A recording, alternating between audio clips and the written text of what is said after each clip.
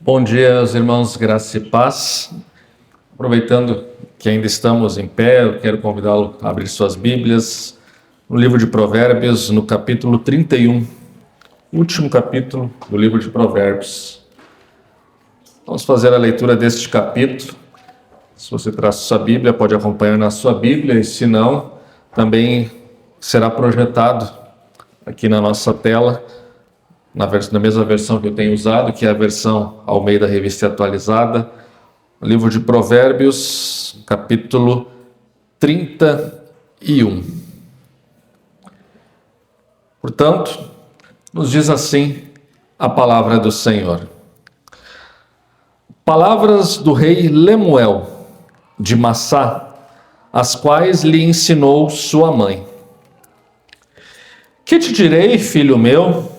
Ó filho do meu ventre, que te direi, ó filho dos meus votos? Não dês às mulheres a tua força, nem os teus caminhos às que destroem os reis. E não é próprio dos reis, ó Lemuel, não é próprio dos reis beber vinho, nem dos príncipes desejar bebida forte, para que não bebam e se esqueçam da lei e pervertam o direito de todos os aflitos. Dai bebida forte aos que perecem, e vinho aos amargurados de espírito, para que bebam e se esqueçam da sua pobreza e de suas fadigas não se lembrem mais. Abre a boca a favor do mundo, pelo direito de todos os que se acham desamparados. Abre a boca, julga retamente, faz justiça aos pobres e aos necessitados. Mulher virtuosa, quem a achará? O seu valor muito excede o de finas joias. O coração do seu marido confia nela, e não haverá falta de ganho. Ela lhe faz bem e não mal, todos os dias da sua vida. Busca lã e linho, e de bom grado trabalha com as mãos. É como um navio mercante, de longe traz o seu pão. E ainda à noite já se levanta e dá mantimento à sua casa e tarefa às suas servas. Examina uma propriedade e adquire-a. Planta uma vinha com as rendas do seu trabalho. Cinge os lombos de força, fortalece os braços. Ela percebe que o seu ganho é bom e a sua lâmpada não se apaga de noite. Estende as mãos ao fuso, mãos que pegam na roca. Abre a mão ao aflito e ainda estende ao necessitado. No tocante à sua casa não teme a neve, pois todos andam vestidos de lã escarlate. Faz para si cobertas, veste-se de linho fino e de púrpura. Seu marido é estimado entre os juízes quando se assenta com os anciãos da terra. Ela faz roupas de linho fino e vende-as e dá cintas aos mercadores. A força e a dignidade são os seus vestidos, e quanto ao dia de amanhã, não tem preocupações. Ela fala com sabedoria, e a instrução da bondade está na sua língua. Atende ao bom andamento da sua casa e não come o pão da preguiça. Levantam-se os seus filhos e a chamam de ditosa. Seu marido a louva, dizendo: muitas mulheres procedem virtuosamente, mas tu a todas sobrepujas. Enganosa é a graça e vã a formosura, mas a mulher que teme ao Senhor, essa será louvada. Dai-lhe do fruto das suas mãos, e de público a louvarão as suas obras. Até aqui a palavra do Senhor. A igreja pode tomar assento. Estamos chegando, portanto, no final da nossa série de mensagens no livro de Provérbios. Ao longo dos últimos 6 meses, como nos lembrou no grupo da igreja, nosso irmão Israel, ao longo dos últimos 6 meses estivemos expondo. Não expusemos numa ordem lógica, nem também tivemos tempo para expor todos os versículos e todos os provérbios. Mas exploramos vários capítulos, versículo a versículo, e vários temas que surgem no livro de Provérbios, porque Provérbios nos ensina a ter uma vida sábia neste mundo, na prática. Um livro escrito há 3.000 anos atrás, que ainda ensina o povo de Deus a viver de uma maneira prática, a viver de uma maneira sábia, a ter uma vida plena na presente existência. E vocês perceberam ao longo dos meses que as mensagens, muitas delas tiveram um tom nitidamente prático. Como lidamos com a riqueza, como lidamos com a pobreza, como nos relacionamos com os nossos amigos, como nos relacionamos no nosso casamento, como lidamos com a amizade, como lidamos com os nossos sentimentos, como lidamos, nos preparamos para o casamento, o que vem a ser sabedoria. Todas essas questões nós analisamos ao longo destes meses. E nessa mensagem final, eu li aqui o capítulo 31, que nos apresentam duas figuras que não foram colocadas aqui nesse capítulo por acaso, não foram colocadas no final do livro de Provérbios por acaso. Essas duas figuras que foram apresentadas aqui, elas são colocadas como uma espécie de personificação e resumo de muito do que foi ensinado no livro de Provérbios ao longo dos seus 30 capítulos anteriores. Não é que seja um resumo pleno e completo, mas são duas figuras que em muitos aspectos representam na prática vários dos ensinamentos que foram colocados aqui nesse livro. E esse capítulo final é interessante pensar que ele não foi escrito por Salomão. Nós pensamos, de uma maneira geral, que Provérbios é um livro escrito pelo rei Salomão. Falamos sobre isso nas mensagens iniciais. Salomão escreveu boa parte do livro, possivelmente boa parte dos provérbios, mas existem também provérbios posteriores a Salomão, provérbios que foram acrescentados por algum editor. E esse editor, que deu a forma final do livro, como nós a conhecemos hoje, esse editor pegou palavras de uma figura desconhecida, que é chamado aqui de Rei Lemuel de Massá. Ele pegou essas palavras e colocou elas no final do livro. E essa escolha de colocar essas palavras no final do livro, ela não foi aleatória, não foi uma coincidência. Não sei o que fazer com isso aqui, vou colocar lá no final do livro. Não, muito pelo contrário. Essa escolha de colocar essas palavras no final do livro foi justamente por causa disso. É um fechamento. Se vocês lembrarem lá das nossas mensagens iniciais, da abertura do livro, 6 meses atrás, quando nós pregamos o capítulo 1, vocês vão lembrar que nós falamos sobre o valor da sabedoria e sobre o que é sabedoria. Sabedoria ela tem como fundamento o temor do Senhor. A partir do temor do Senhor, tudo mais se desenvolve. Todas as consequências práticas do temor do Senhor são trabalhadas ao longo do livro. Mas ele nos fala também nos capítulos iniciais, muitas vezes ele apresenta a sabedoria como se fosse uma mulher. A sabedoria personificada é uma mulher que faz um banquete, que faz um convite aos jovens para virem ouvir os seus ensinamentos e se banquetear com a sua comida, que é o próprio ensino da sabedoria.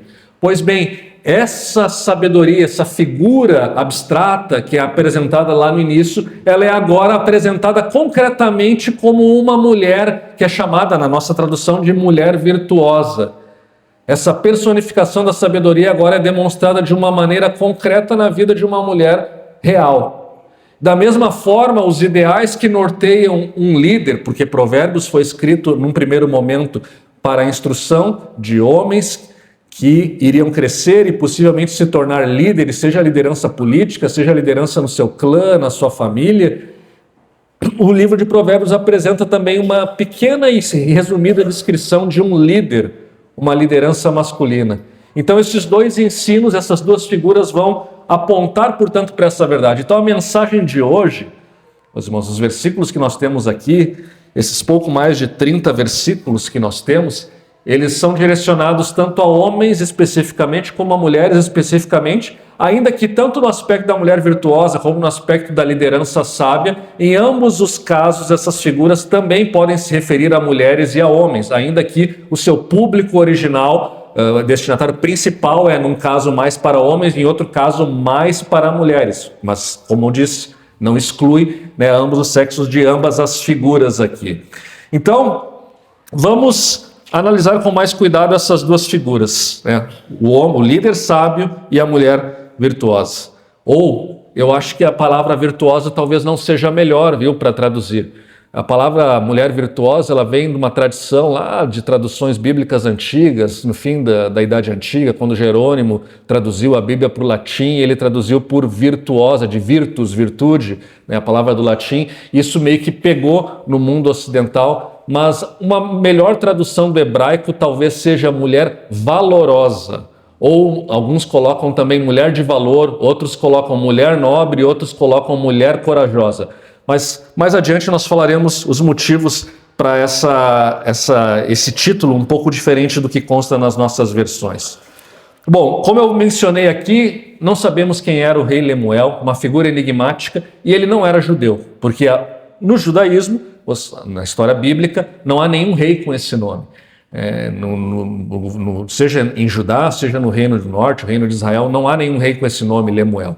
Provavelmente ele era algum rei de alguma cidadezinha, estado próxima, talvez na região da Arábia, o que hoje é a Arábia Saudita, a Península Arábica. Eram povos que tinham uma certa proximidade com Israel e era uma pessoa também conversa ao judaísmo, uma pessoa que conheceu a fé judaica, né, e adotou essa fé, né, e passou a se nortear por essa fé e por essa sabedoria.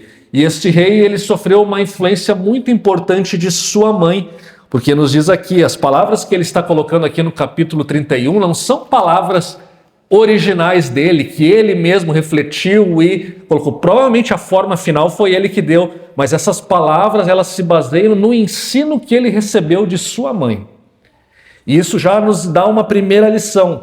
A lição, nós já falamos sobre isso em outras mensagens, mas nos lembra do papel importante das mães na educação dos filhos. Se Provérbios, de uma maneira geral, ressalta o papel dos pais, do pai, homem, né, na instrução do seu filho, ele diz, ouve, filho meu. Por outro lado, Provérbios nos lembra que a educação de filhos não era uma exclusividade, nunca foi uma exclusividade da figura paterna masculina, mas ele nos apresenta a figura materna, a mulher tendo um papel importante aqui. Né? E essa mãe do rei Lemuel teve um papel importantíssimo na sua criação, na sua formação moral, na sua vida piedosa. E ele aprende muitos conselhos de sua mãe, tanto sobre como ele deve liderar futuramente,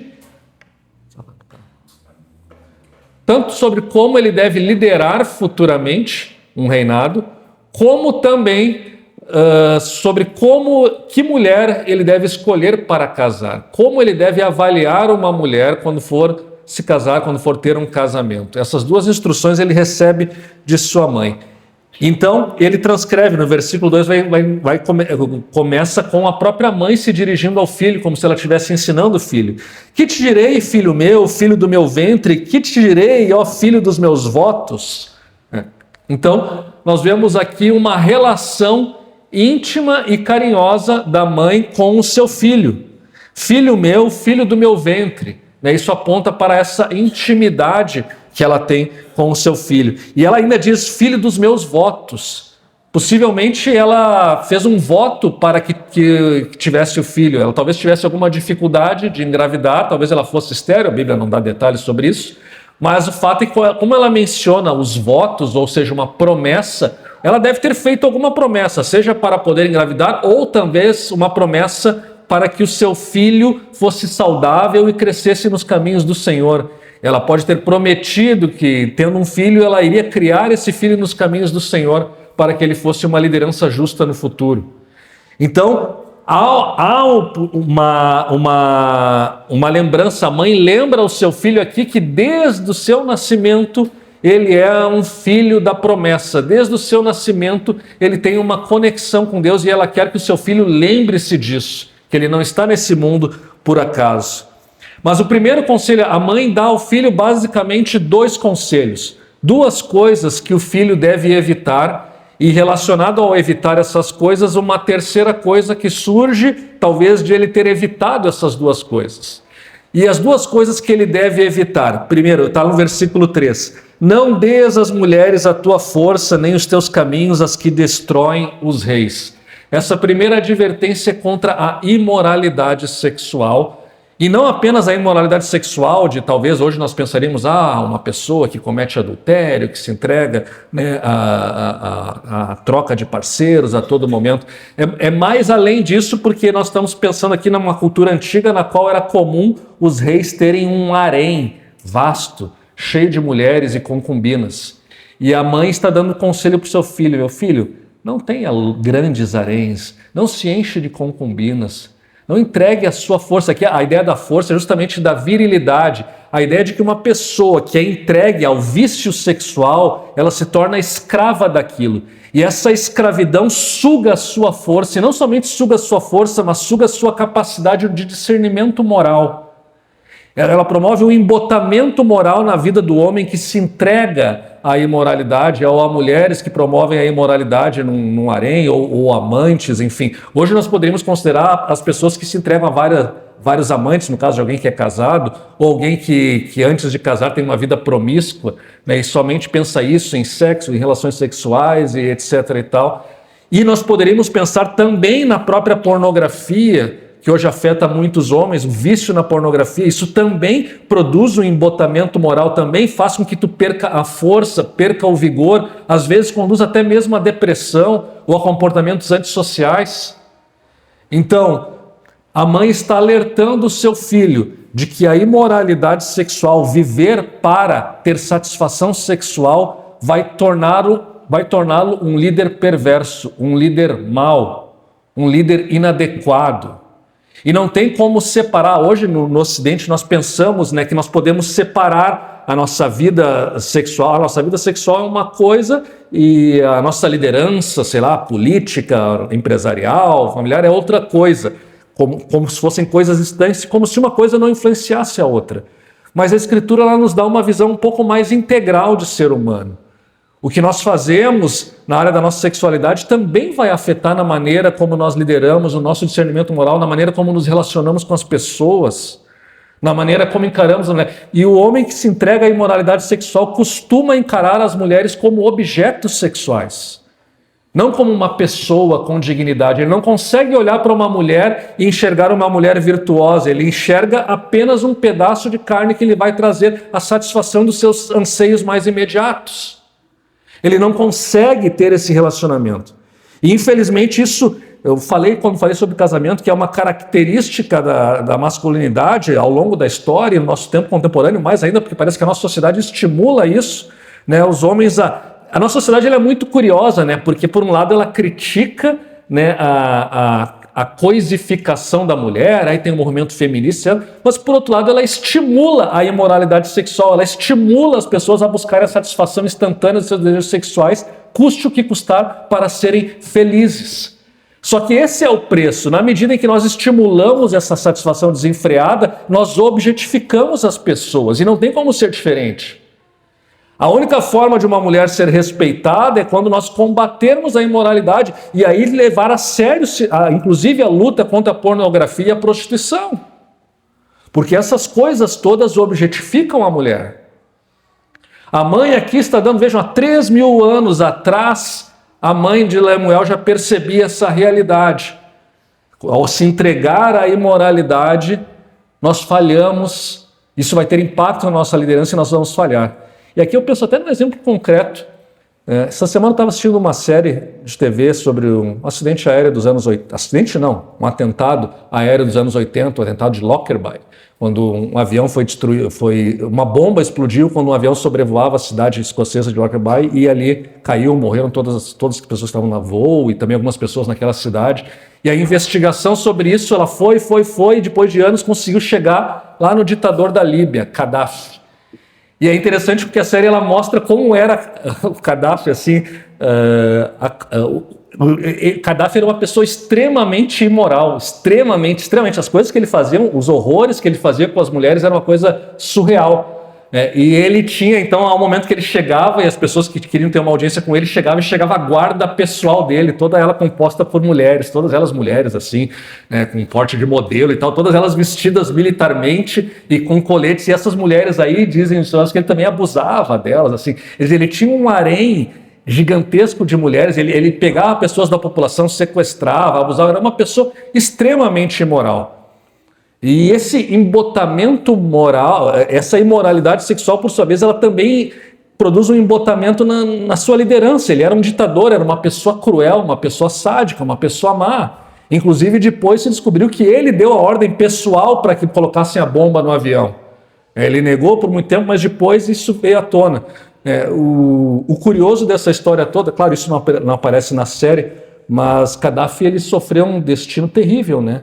Se vocês pesquisem depois na internet sobre qual foi o fim dele, como ele morreu, como ele foi tirado do poder e como ele morreu, justamente sofrendo naquilo que ele fazia para as outras pessoas, ele sofreu. Então, uma pessoa extremamente imoral, que também transbordou essa imoralidade na maneira como governava sobre sua nação e sobre o seu povo. O primeiro conselho que a mãe dá ao seu filho, e esse conselho era dado aos homens de uma maneira geral: não se entreguem à imoralidade sexual, não se entreguem à objetificação sexual. As mulheres e as pessoas não são objetos para satisfazer as suas necessidades sexuais. E essas pessoas, se vocês entrarem nesse jogo, as mulheres também entram nesse jogo e elas vão sugar a sua força. E você não terá uma vida plena e não será um líder adequado. Mas aí vem a segunda advertência da mãe. É relacionada com a bebida alcoólica e, portanto, também relacionada com a sobriedade. E ela diz no verso 4: não é próprio dos reis, ó Lemuel, não é próprio dos reis beber vinho, nem dos príncipes desejar bebida forte, para que não bebam e se esqueçam da lei e pervertam o direito de todos os aflitos.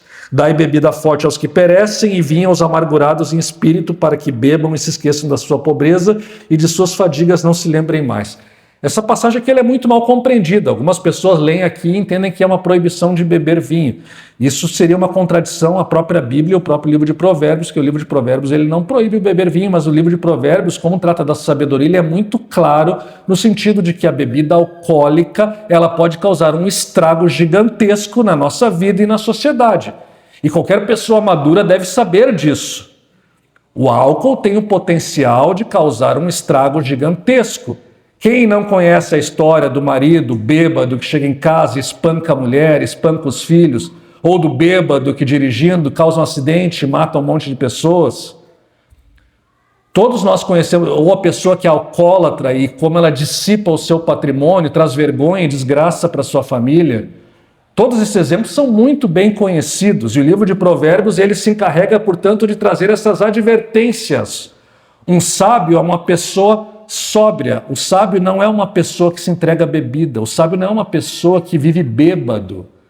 Tu não vai ver uma pessoa sábia bêbada, andando bêbado pela rua, se orgulhando da capacidade de bebida que ele tem. Isso não é uma atitude sábia. Agora, isso não significa que a bebida esteja proibida. A Bíblia ela nos mostra em algumas vezes pessoas, há relatos de pessoas bebidas e há, inclusive, especialmente no Antigo Testamento, relatos da produção do fruto da vide como uma bênção de Deus. Então, a Bíblia, de uma maneira geral, ela nos apresenta essa visão equilibrada a respeito da bebida alcoólica. O álcool é perigoso, ele pode ser uma dádiva, mas ele é perigoso e ele pode fazer mal. E a pessoa precisa ter sobriedade e autocontrole para não usar disso de uma maneira que ela se torne escrava. E a advertência aqui é justamente por isso, quando ela diz que o rei não é próprio dos reis beber, é que não é próprio daquele rei fanfarrão. Essa aqui é uma advertência contra a fanfarronice, contra a pessoa que só pensa em festa, só pensa em diversão, só pensa em entretenimento. E, novamente, só pensa em satisfazer as suas necessidades imediatas, sejam elas na área sexual, sejam elas na área da embriaguez, da bebida, até mesmo da glutonaria. São advertências, portanto, que convergem para a necessidade de que um líder adequado tenha uma vida sóbria, porque se ele não tiver sobriedade e autocontrole, o que ele vai fazer? E a advertência dela aqui, ele vai perverter o direito dos aflitos. Então veja que uma conduta individual pode afetar outras pessoas ao nosso redor. E o líder passa a ser um líder injusto, seja na sua família, na sua empresa, ou até mesmo, no caso de um rei, no âmbito político, social, mais amplo de uma nação. Um vício ou um pecado pessoal se transfere, portanto, para o mal de outras pessoas. Na medida que com o embotamento da nossa consciência nós perdemos a capacidade de discernimento de fazer o que é certo, de fazer o que é justo. E quando a mãe diz aqui para o filho para que ele dê bebida forte aos que estão perecendo, para que eles se esqueçam dos seus problemas, não é uma perspectiva cínica, política, pragmática, oportunista de dar pão e circo, né, para o povo pobre, para não ter revolta. É uma ironia. O texto aqui está fazendo uma ironia, que em última instância as pessoas usam álcool para isso. Então, se alguém deveria se entregar ao vício de álcool, seria a pessoa que está lá morrendo, numa época que não havia nenhum tipo de remédio para dor. Então, tome isso, né, para se esquecer da sua dor e passar por isso. Mas isso aqui há um traço de ironia, no sentido de que o álcool, em última instância, ele serve para isso, para nos fazer esquecer dos nossos problemas. Mas essa não é a solução correta. Em última instância, fugir do problema, esquecer do problema, não vai eliminar o problema e não vai fazer com que passemos por cima do problema ou vençamos alguma situação difícil que estejamos enfrentando. Então, com ironia, a mãe diz, olha, o álcool ele vai servir para isso no final das contas, né? Não entregue a sua esperança ao álcool e à bebida como se ele fosse trazer a sua felicidade. Não entregue a sua esperança. Em última instância, né, ironicamente, ele vai servir para quem está numa situação destrutiva, mas não faça isso. O álcool não tem esse poder de te dar sentido para a tua vida. E aí, a orientação positiva, para encerrarmos aqui esse personagem, é no sentido de que fuja dos vícios, fuja do que escraviza um homem, os principais pecados que tentam o homem, a fanfarronice, a imoralidade, fuja disso e agora exerça justiça, seja uma pessoa justa, abre a boca, julga retamente, faz justiça aos pobres e aos necessitados. Ao longo da história, no mundo antigo, na Idade Média, o rei sempre teve esse papel de ser um intermediário, ele está lá no topo, enquanto que nós temos o povo e a nobreza tem os seus interesses e se impõe, e o rei ele está lá para tentar defender o pobre dos ataques da nobreza e daqueles que têm poder. O rei tem um compromisso com os necessitados de uma nação. A liderança, e aqui pensando não apenas no âmbito político de um rei, de um governo, mas a liderança de uma maneira geral, seja liderando uma família, liderando uma empresa, liderando em outros lugares, nós temos que ter um olhar e uma preocupação com aqueles que são vulneráveis, com aqueles que não podem se defender, com aqueles que não conseguem abrir a sua boca para fazer valer o seu direito.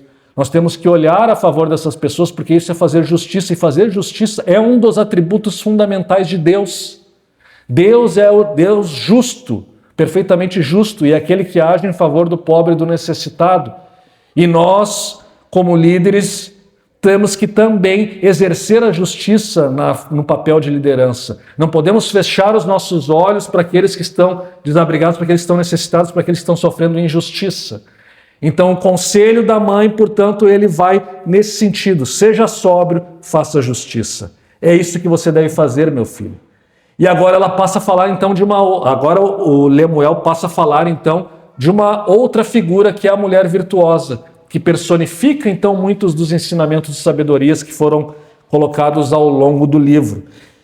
E é interessante que alguns até acham que essas palavras não são do rei Lemuel, mas elas dão continuidade no capítulo. Não há nada que indica aqui que seja outra pessoa falando que não seja o rei Lemuel. Esses conselhos ele provavelmente deve ter recebido de sua mãe, pensando também no futuro, com quem ele vai se casar. O que ele deve avaliar numa mulher para casar? E essa passagem da mulher virtuosa, ela tem uma aplicação, em certo sentido, tanto para quem está casado como para quem não está casado, e tanto para homens como para mulheres. No sentido tanto de, como aqui no caso do rei, da escolha da sua futura esposa, mas também no sentido de como, por exemplo, ajudar a sua esposa a crescer no caminho da sabedoria. E no caso da esposa, como da mulher que não se casou, como desenvolver atributos que possam ser importantes em um relacionamento, em um casamento no qual os cônjuges servem um ao outro. E no caso daquelas que já estão casadas, como que elas podem crescer em relação a isso. Então, a mulher virtuosa ela é apresentada como uma pessoa, um ideal. E aqui é importante já esclarecer desde o início. A Bíblia ela apresenta muitas figuras ideais, mas todos nós sabemos que essas figuras ideais, concretamente, nenhum ser humano, de uma maneira geral, consegue segui-las com perfeição. Né? A única pessoa que viveu com perfeição nessa terra foi Jesus Cristo, e Jesus Cristo não era uma mulher, então a gente pode dizer que ele é uma mulher virtuosa, mas ele incorporou todas as virtudes do ser humano nele e viveu com perfeição. Nós temos alguns modelos a gente vai para a Bíblia, a gente fala, o modelo de pai, o modelo de mãe, o modelo de esposa, o modelo de marido, o modelo de rei, o modelo de líder, o modelo de mulher, e eles estão lá como ideais, mas não como ideais para nos escravizar e pensar, olha como eu sou ruim, mas eles são ideais porque nós que temos Jesus Cristo como nosso Salvador, como foi orado aqui, numa oração em que nós agradecemos, o Nadab orou pela gratidão, porque agora em Jesus Cristo nós somos considerados justos Agora em Jesus Cristo nós temos liberdade para servir a Deus pelo mérito dele e não pelo mérito nosso. E agora então, portanto, eu não estou mais escravizado pelas exigências dos padrões que a Bíblia nos coloca, inclusive em relação ao rei justo ou à mulher virtuosa, mas eu olho para esses padrões com alegria e me inspiro neles para que a minha vida se oriente por esses padrões, sabendo que em Cristo agora eu já fui aceito por Deus e em Cristo, portanto, eu posso caminhar apesar das minhas falhas, me inspirar e não ser esmagado pelas exigências de virtude que o livro de Provérbios nos apresenta. Mas a descrição da mulher virtuosa, então, ela começa: mulher virtuosa, quem a achará? E o seu valor excede muito o de finas joias. O escritor de Provérbios, ele é bem honesto já do início. Esse modelo de mulher que ele descreve aqui é raro, raríssimo. Inclusive, alguns estudiosos dizem que a pergunta retórica, quem a achará, a resposta é ninguém, ou quase ninguém. Justamente porque ele reconhece que na nossa situação de queda, de pecado, nós não vamos encontrar uma pessoa que tenha que faça todos os atributos de caráter que são apresentados aqui com perfeição. Se for olhar assim no sentido de que não, ela tem tudo e ela faz isso tudo sempre, em todos os momentos, nós não vamos encontrar ninguém de fato. E Provérbios está reconhecendo que essa mulher virtuosa é uma figura rara, é uma figura difícil de achar e ela é um tesouro. Lembre-se, né, tem um provérbio que diz, que nós falamos aqui quando eu preguei sobre casamento, né, quem acha uma boa esposa encontrou o favor do Senhor. No sentido de que encontrar uma mulher abençoada é uma dádiva de Deus, é um presente de Deus que é dado. Isso, mais uma vez, é para ressaltar que a virtude, uma mulher de virtude não que represente todas as virtudes, que concretize todas essas virtudes, é algo raro. Tanto quanto se falássemos também de encontrar um homem virtuoso que represente todas as virtudes, também é algo raro, se não impossível, dada a nossa condição de pecaminosidade. Mas ele diz que uma mulher que vai nessa linha da mulher virtuosa que é descrita aqui, tem que ser valorizada. Ela deve ser valorizada e o seu valor excede o de finas joias, pela raridade e pelo valor que ela tem. Então a mãe está ensinando o filho a valorizar a mulher ao invés de desvalorizá-la. E quando se fala em mulher virtuosa, como eu falei, devemos entender esse termo no sentido, os vários sinônimos possíveis, né?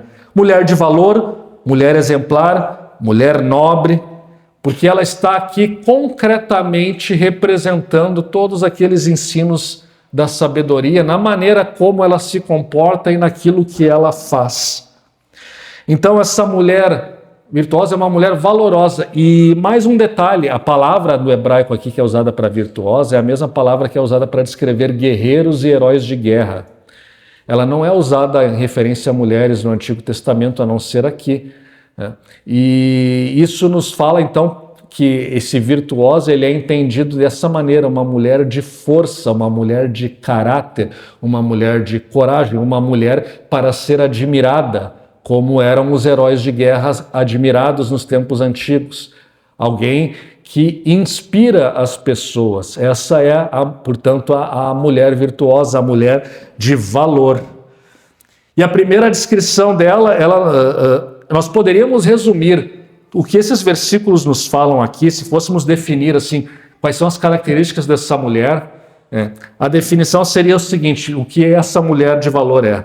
Ela é uma mulher inteligente, ela é uma mulher confiante, ela é uma mulher respeitada, ela é uma mulher honrada, é uma mulher confiável, é uma mulher criativa, é uma mulher caridosa, é uma mulher envolvida com a comunidade, é uma mulher de iniciativa. Todas essas são características que surgem aqui do texto. Se nós fôssemos falar de uma maneira abstrata, como os gregos faziam, nós falaríamos, a mulher virtuosa é isso, é a mulher inteligente, confiante, respeitada, honrada, confiável, criativa. Os judeus, os hebreus, eles não escrevem dessa maneira abstrata, eles escrevem de uma maneira concreta, com exemplos concretos. Então eles vão descrever o que essa mulher faz no seu dia a dia. E dessa maneira eles estão dizendo que ela é tudo isso aqui que eu li para vocês. Então vejam só, no primeiro versículo, ela é uma pessoa confiável, versículo 11, o coração do seu marido confia nela. O marido confia nessa mulher. Quando eu falei aqui sobre casamento, falei dessa importância de haver a confiança no casamento. Bom, a mulher de valor, ela inspira confiança e não desconfiança do marido. O que não quer dizer que o marido, num casamento, o marido vai sempre assim, ter uma confiança cega, nunca vai talvez questionar algumas coisas. Porque, na verdade, como todos nós sabemos, todos estamos sujeitos a erros. Mas temos que pensar sempre de uma maneira geral. Como a relação se caracteriza? De uma maneira geral, a relação se caracteriza pela confiança. O marido não é uma pessoa com ciúmes doentio da sua esposa, porque ele confia nela. Ele confia nela. Como que ele vai ter um ciúmes doentio pela sua esposa? Ele confia. A confiança, a mulher virtuosa é uma pessoa confiável. E você sabe que para sermos uma pessoa confiável, isso significa muitas vezes a maneira como vivemos e nos portamos, que nos tornam pessoas mais confiáveis. Às vezes pisamos na bola e nosso cônjuge fica menos, confia por um tempo, ele fica um pouco desconfiado, mas depois ele volta a confiar novamente. Isso acontece, essas oscilações acontecem em um relacionamento de casamento, mas de uma maneira geral, nós vamos encontrar uma mulher que inspira confiança no seu marido. O seu marido confia nela e não haverá falta de ganho. É o sentido justamente de que é uma relação que é boa para ela, é boa para o marido, não há falta de ganho. E no verso 12 ele vai nos falar da outra característica, de fazer o bem, é uma pessoa bondosa. Versículo 12, ela faz o bem e não o mal todos os dias da sua vida.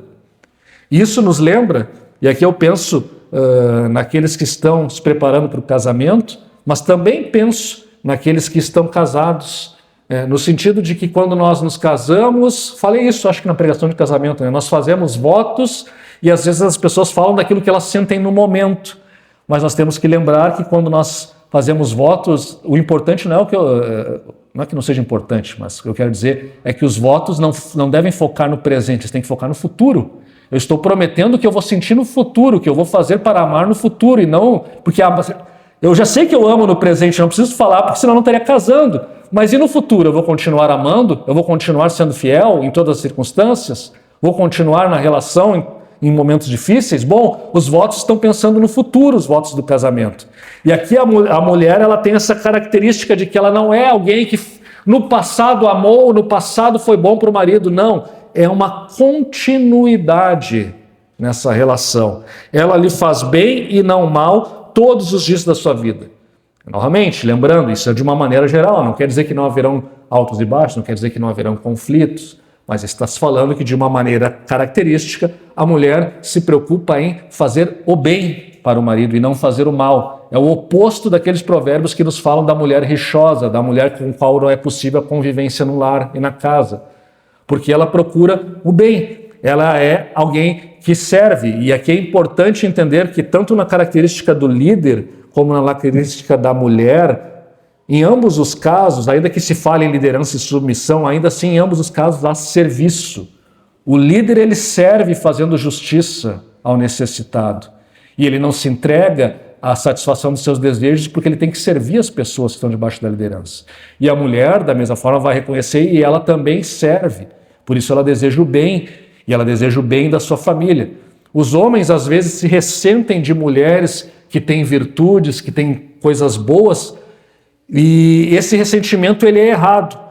Mas é importante entender uma coisa, que essas características positivas, que inclusive o resto dos versículos vão nos falar dessa mulher como uma mulher de iniciativa, como uma mulher que executa, como uma mulher que administra finanças, como uma mulher que tem negócios, todas essas características elas são elogiadas não por elas em si mesmas, mas sim porque tudo isso serve para o bem da família e do marido. O ressentimento que a gente vê, tanto do homem em relação à mulher, como da mulher em relação ao homem no casamento, é que às vezes as pessoas têm talentos, vocações, têm coisas muito boas, mas elas usam isso para si mesma, para o seu egoísmo. E os homens vão se ressentir, às vezes, de virtudes das mulheres porque elas estão preocupadas só com elas, e não com eles, e nem com a sua família, nem com seus filhos. Mas o Provérbios está nos falando aqui, quando diz que ela procura o bem, ele está falando que a mulher usa todas essas suas características boas para o bem da sua família e do seu marido. Essa é a disposição de servir. Ela não está usando para o seu próprio ego, pura e simplesmente para ela ter a sua vida própria e independente, porque eles são uma família. E da mesma forma, o marido, quando lidera, ele lidera para o bem da sua esposa, o bem da sua família. Essas são as características que vão evitar o ressentimento, o ciúme, a inveja dentro de um casamento. Quando nós vemos que a pessoa está agindo para o bem do relacionamento. Agora, quando elas agem para si mesmas, essas virtudes não já deixam de ser virtudes e elas se tornam um problema. E aí começa o ressentimento dentro da relação e a falta de confiança. Por isso eu considero que os versículos 11 e 12 resumem de uma maneira geral o que é a mulher virtuosa, de uma maneira um pouco mais abstrata, porque resumem a sua mentalidade que orienta todo o resto. Tudo que ela faz, de alguma maneira, está orientado por isso, por fazer o bem, para pensar no seu casamento, na sua família, no seu marido. Ela quer o bem. Da mesma forma, a liderança sóbria, ela vai direcionar para aqueles que estão necessitados, ele quer fazer o bem. Mas aí ele começa a descrever as atividades e habilidades que ela tem. Ele vai dizer no verso 13, busca lã e linha, de bom grado trabalha com as mãos, um navio mercante, de longe traz o seu pão, e ainda de noite já se levanta, dá mantimento à sua casa, tarefa às suas servas, examina a propriedade, adquire, planta uma vinha com tendas do seu trabalho, cinge os lombos de força, fortalece os braços, percebe que seu ganho é bom, sua lâmpada não se apaga de noite. Tudo isso aqui nos falam de atividades, e às vezes existe uma discussão assim,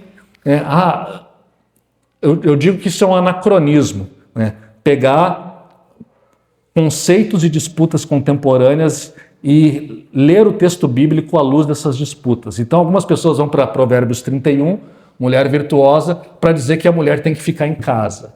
Outros vão lá para ler o Provérbios 31 para dizer que a mulher tem que trabalhar. E não é essa a preocupação do autor bíblico, porque o contexto social e econômico do mundo antigo é diferente do nosso. Essa coisa de mulher trabalhar ou ficar em casa é coisa do século XIX, da sociedade burguesa. Esse dilema não existia no passado e no mundo bíblico, porque no mundo bíblico as famílias trabalhavam juntas. É claro que haviam papéis, e é claro que certas atividades as mulheres não faziam. Mulher não ia para a guerra. Mulher não lidava com segurança pública e segurança da cidade. Havia trabalhos mais típicos dos homens e trabalhos mais típicos de mulher. E o trabalho que está sendo descrito aqui no mundo antigo naquela sociedade antiga, era mais típico de mulher. Ou seja, tecer roupas, tecer roupas, prover alimento, gerenciar uma grande casa que tem vários servos, etc. Essa pessoa aqui é descrita como uma pessoa de posses, uma pessoa rica. Então ela tem várias bocas para, de alguma maneira, administrar, vários servos, ou seja, escravos estavam na casa. É um contexto social muito diferente. Então, Provérbios 31, mulher virtuosa, não é nem um manifesto de libertação da mulher e nem um versículo de imposição, de submissão ou coisa desse tipo. Ele está descrevendo que no contexto social em que as mulheres viviam no mundo antigo, elas exerciam tarefas com inteligência, com diligência, com capacidade, visando o bem da sua família. E isso envolvia o trabalho familiar, um trabalho que era próprio dela. O marido não vai tecer, o marido não vai fazer roupas, as mulheres faziam isso no mundo antigo, e ela faz isso. Num âmbito doméstico, ela tinha uma espécie de indústria familiar na sua casa, mas ela gera renda, ela produz renda. E produz renda num ambiente, digamos assim, um pouco mais doméstico. Porque não havia essa coisa de sair da casa, ir para uma empresa, trabalhar, passar 8 horas do dia fora da casa e as discussões sobre como fica a família. Essa discussão não existia no contexto.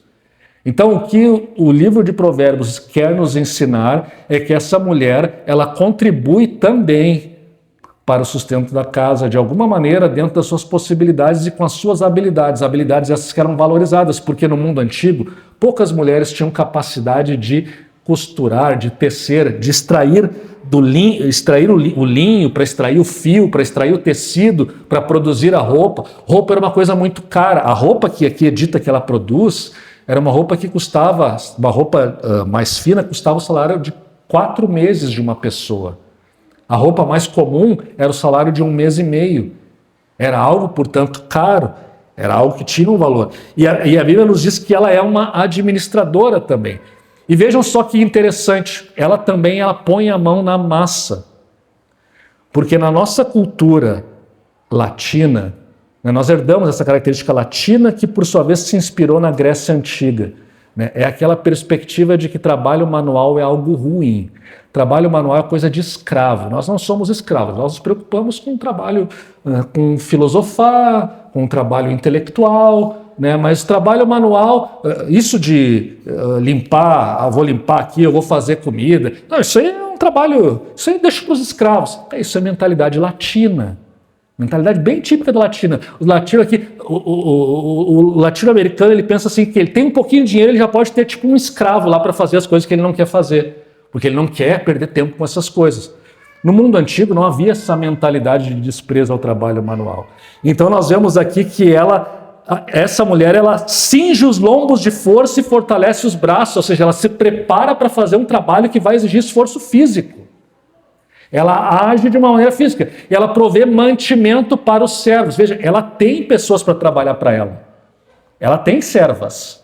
Não é a pessoa que faz tudo. Ah, não, eu sou mulher virtuosa porque eu faço tudo na minha casa, não deixo ninguém fazer. Não, ela tem servas. Ela tem. Só que isso não significa que ela não pegue não coloque a mão na massa junto com a sua serva. Não significa que ela não saiba fazer nada. Não significa que ela seja, desculpe a expressão, a dondoca burguesa que não toca em nada e não faz em nada e está lá só se preocupando em como ficar mais bela, né, e etc. Não, ela é uma mulher que está envolvida, portanto, com o ambiente no qual ela está e ela tem essa habilidade de estar envolvida. O texto bíblico ele elogia essa mulher justamente por causa disso, né? E ela percebe que o ganho, o fruto do seu trabalho é bom. E por isso ele diz, a sua lâmpada não se apaga de noite. Não é que ela trabalha até de noite, não é isso. Mas é uma provável referência de que na casa em que há uma mulher assim tão preocupada em manter as coisas, em conservar as coisas, em ajudar a família, em administrar as coisas, nessa casa há sempre luz, a lâmpada não se apaga. Porque no mundo antigo, quando uma casa apagava a lâmpada de noite, era sinal de que havia uma ruína financeira naquela família, que não tinha nem dinheiro para deixar a luz acesa de noite, a lâmpada acesa, não tinha óleo suficiente para isso. Aquela era uma família desorganizada, em que a casa era um caos, e por isso a lâmpada se apagava à noite. Mas na casa da mulher virtuosa existe ordem, existe organização, existe diligência, existe esforço, existe envolvimento.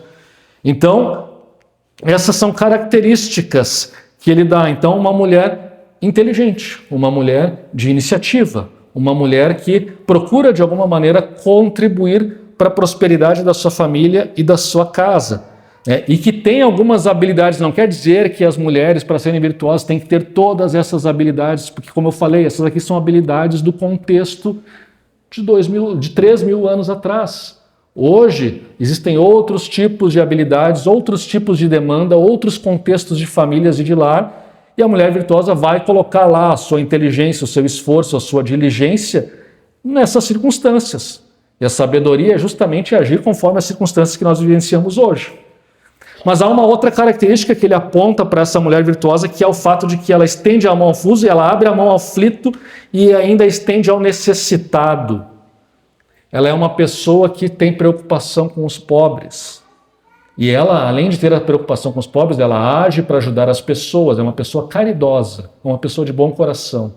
E não somente isso, ela é hospitaleira, porque abrir mão ao aflito, estender ao necessitado, nos fala também de hospitalidade. Essa mulher virtuosa exerce a hospitalidade. E ela diz também que ela não deixa faltar no tocante à sua casa, não teme a neve, porque todos andam vestidos de lã escarlate, faz para si cobertas, veste-se de linho fino de púrpura. Aqui nos fala de que ela procura promover também, garantir que seus filhos estejam bem vestidos, estejam adequados, porque a vestimenta nos diz também, muitas vezes, o que tem no nosso interior. Quando nós somos desleixados, isso pode representar alguma coisa que estamos enfrentando ou tendo dificuldade. E vejam que, diferentemente do que às vezes se pensa, né? Não, a pessoa humilde ela não se veste bem porque ela é humilde, ela é virtuosa. Não, Provérbios está dizendo que a mulher virtuosa se preocupa com a vestimenta. E quando ela diz aqui, veja só, ela diz linho fino e púrpura. É roupa de qualidade, não é qualquer tipo de roupa. Ela se preocupa, dado a respeitabilidade que ela quer ter para o seu marido, que ele esteja bem vestido, que a sua família esteja bem vestida, e ela mesmo se veste bem. Então também essa ideia de que a pessoa virtuosa é a pessoa desleixada ou que não se preocupa com investimento, ela está equivocada também. Porque na Escritura, ela também nos diz que essa preocupação ela é importante porque ela tem efeitos sociais. Por outro lado, essa mulher não considera isso mais importante, porque ele vai dizer lá no verso 25 que força e dignidade são seus vestidos e quanto ao dia de amanhã não tem preocupações. Ou seja, apesar dela ter a preocupação com a vestimenta exterior, estar bem vestida, que a sua família esteja bem vestida, ela entender a relevância disso, ela sabe que em última instância não é isso que vai dar o valor para ela, ou para sua família, ou para o seu marido. Ela sabe que em última instância ela precisa que essa roupa seja apenas um reflexo do que está no seu interior. E no seu interior o que é uma pessoa que tem força, uma pessoa que tem dignidade. É o oposto de vergonha e preguiça. Ela tem dignidade e força. E a maneira como ela se porta e como ela se veste reflete isso. A deturpação da nossa sociedade é que as pessoas se preocupam com a vestimenta como se fosse lhe dar a dignidade que elas não têm. Mas na verdade a vestimenta deve refletir a dignidade que elas têm. Primeiro vem a dignidade interior e depois vem a parte externa, mas a parte externa está presente também. E o seu marido é estimado entre os juízes quando se assenta com os anciãos da terra. Esse verso nos lembra que uma mulher pode derrubar ou exaltar o seu marido. E ela não se ressente da importância que o seu marido tem. Mas muitas vezes o marido deixa de ter uma respeitabilidade ou uma importância ou um cargo porque a sua mulher acaba fazendo com que ele passe vergonha.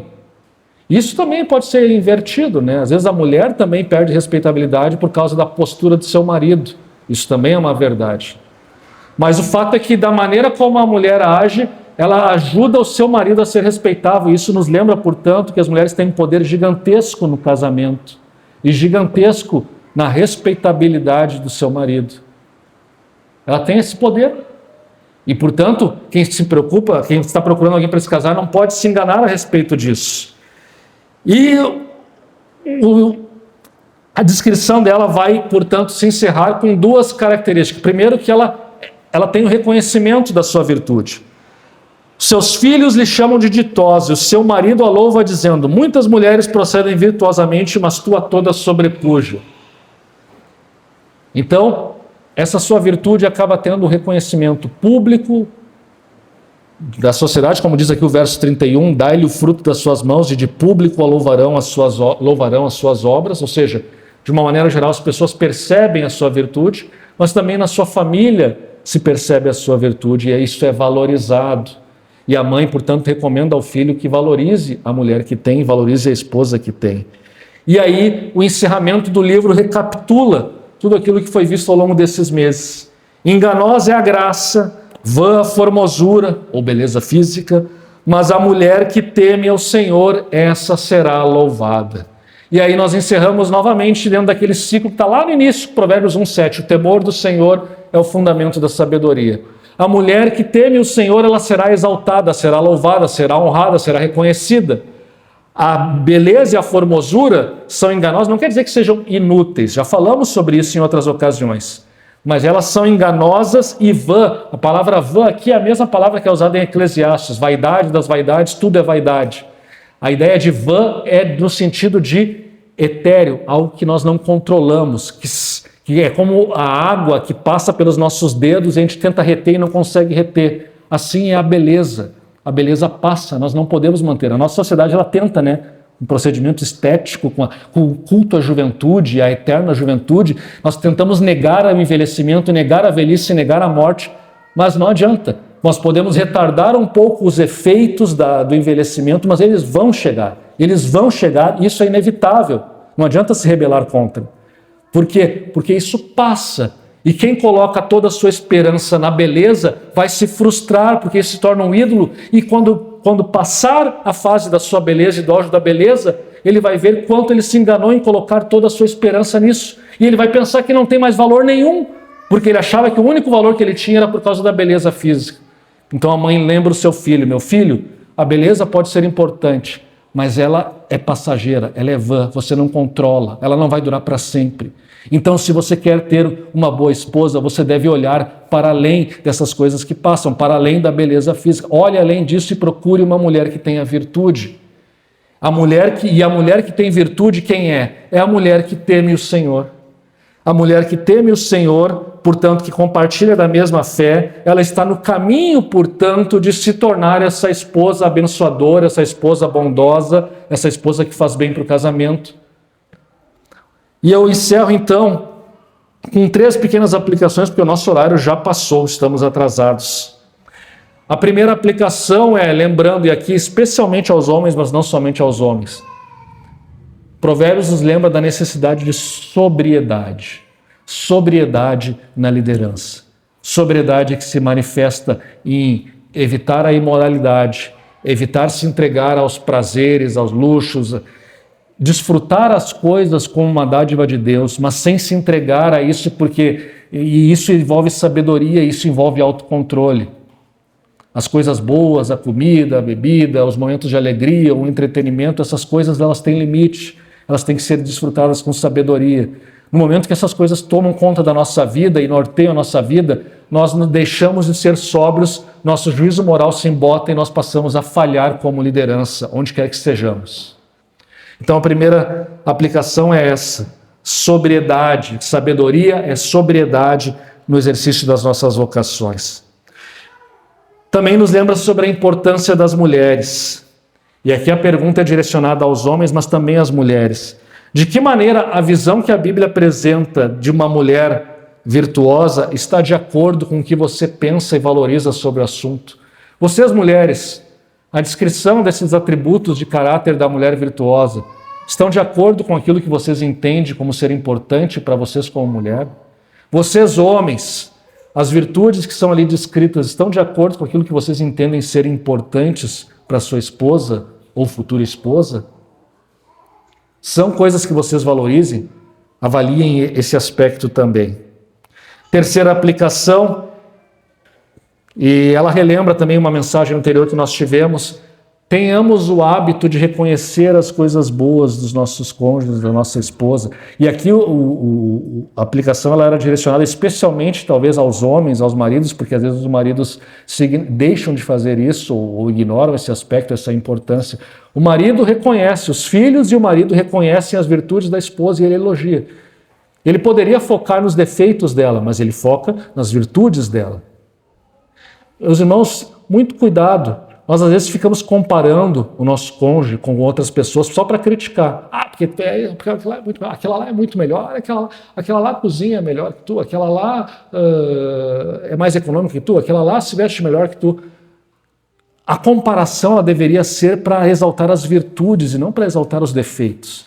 Quando nós comparamos para exaltar o que há de bom, olha como aquela mulher é boa, mas tu é melhor ainda. Quando nós exaltamos as coisas boas, nós criamos um ambiente que nos possibilita depois, talvez, apontar a caminhos que devem ser corrigidos. Mas se nós não apontamos as virtudes e focamos apenas nos defeitos, nós não temos o ambiente para apontar o caminho do crescimento. Então precisamos agir com sabedoria nesse aspecto também. E o Cântico da Mulher Virtuosa ensina os homens, também ensina as mulheres, mas ele lembra os homens de lembrar das virtudes das suas esposas, para que assim elas possam se sentirem acolhidas e também depois falar sobre outros aspectos importantes que talvez não reflitam a realidade que a Bíblia apresenta como a realidade ideal de uma mulher ou de um homem. Mas é dessa maneira que talvez a gente possa ter um crescimento fugindo dos conflitos. E a última aplicação, eu encerro, o temor do Senhor é o fundamento. O temor do Senhor é o fundamento de quem somos. O temor do Senhor é o fundamento da sabedoria. Os padrões apresentados em Provérbios servem para nos inspirar. Mas, em última instância, nós não devemos nos sentir escravizados. Quando falhamos, nós precisamos olhar para Cristo e nos lembrar que Deus é tanto aquele Criador e que nós devemos temer porque Ele estipula um padrão e nós falhamos nesse padrão por causa do pecado, mas Ele também é o Deus que redime, é o Deus que salva, é o Deus que se compadece de nós e que mostrou isso enviando o seu Filho que morreu por nós, assumiu o nosso lugar. Se nós tememos a Deus, nós olhamos para Deus dessas duas maneiras, como Criador e Juiz e como Redentor amoroso.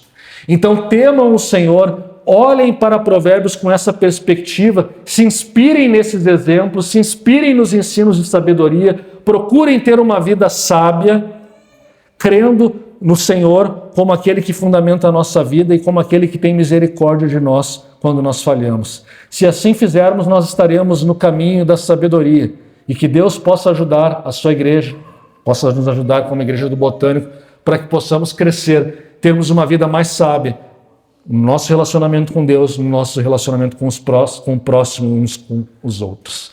Vamos nos colocar em pé e vamos orar.